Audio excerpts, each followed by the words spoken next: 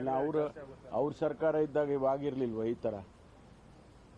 ಅವ್ರ ಸರ್ಕಾರ ಇದ್ದಾಗ ಎಷ್ಟು ಕೇಸ್ಗಳು ಈ ರೀತಿ ಆಗಿದ್ದಾವೆ ಅದನ್ನು ಹೇಳೋಣಂತೆ.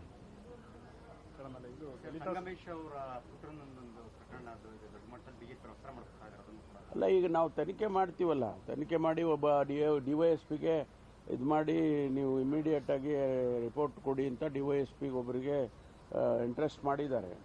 ಮಾಡಿ ಇಮಿಡಿಯೇಟ್ ಆಗಿ ರಿಪೋರ್ಟ್ ತಗೊಳ್ತಾರೆ. ಸಂಗಮೇಶ್ವರನ ಮಗ ಇದ್ದರೆ ಅವನ ಮೇಲೂ ಕ್ರಮ ತಗೊತಾರೆ. ಅವನ ಮೇಲೂ ಏನು ಅವನು ಒಂದು ವೇಳೆ ಇನ್ವಾಲ್ವ್ ಆಗಿ ಅವನೇ ಬೈದಿದ್ದಾನೆ ಅಂತ ಹೇಳಿ ಗೊತ್ತಾಯಿತು ಅಂದರೆ ಅವನ ಮೇಲೂ ಕ್ರಮ ತಗೊಳ್ತಾರೆ. ದಲಿತ ಸಮಾವೇಶ ಏನಾದರೂ ಗೊತ್ತಿಲ್ಲ, ನನಗೇನು ಗೊತ್ತಿಲ್ಲ. ರಾಜಣ್ಣ ಅವರು ಹೇಳಿದ್ದಾರೆ ದಲಿತ ಸಮಾವೇಶದ ಬಗ್ಗೆ.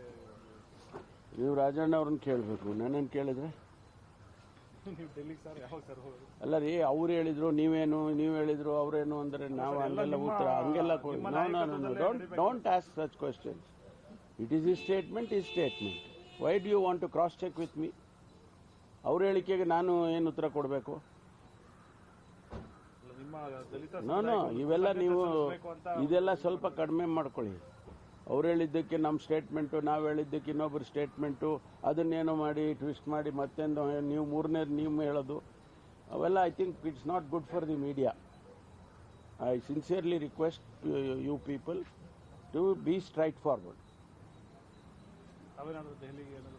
ಹೇಳಿದ್ನಲ್ಲ, ನೆನ್ನೆನೇ ಹೇಳಿದ್ದೀನಿ, ಹೋಗುವಾಗ ಎಲ್ಲರಿಗೂ ಗೊತ್ತಾಗುತ್ತಪ್ಪ, ಹೋಗ್ತೀನಿ. ಅದೇನು ಕದ್ದು ಮುಚ್ಚಿ ಹೋಗೋವಂಥದ್ದು ಏನೂ ಇಲ್ಲ. ನಾವು ಹೋದರೆ ಡೆಲ್ಲಿಗೆ ಹೋದರೆ ನಿಜ ನಮ್ಮ ಹೈಕಮಾಂಡಲ್ಲಿ ನಮ್ಮ ಮುಖಂಡರುಗಳನ್ನ ನೋಡೋದಿದ್ರೆ ನೋಡಿ. ಸಾಮಾನ್ಯವಾಗಿ ಹೆಡ್ ಕ್ವಾರ್ಟರ್ಸಿಗೆ ಹೋದರೆ AICCಗೆ ಹೋಗೇ ಬರ್ತೀವಿ. ಅದರಲ್ಲೇನು ಮುಚ್ಚುಮರೆ ಏನಿದೆ?